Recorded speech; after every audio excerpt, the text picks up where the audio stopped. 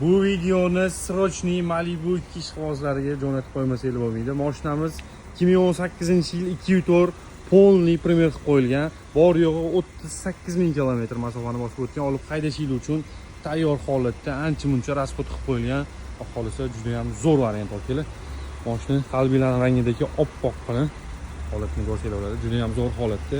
Polnik xohlasa hamma narsasi original qo'yilgan. Labisovka paramarli 19 razmerlarga chiroyli disklada to'rtta yaxshi balonlar taqib qo'yilgan. Mashinada krugovoy tonirovkalar bor. Polniy shumkalar qilingan. Salonlarning holatini ham bitta ko'ring. Salonlari o'ta ideal holatda ko'rsangiz bo'ladi. Даже ham oyna ko'taradiganning yonidagi duklarigacha ham primerlik qo'yilgan. Sidenalarning ham holatini qarang. Juda ham zo'r holatda, hech qanaqa tayinlanmagan mashina. Tablolarigacha ham primer qilib qo'yilgan. Xolisi juda ham zo'r holatda, salonlari ham patolonlari qoraytirib polniy zyozdniy nimalar qilingan.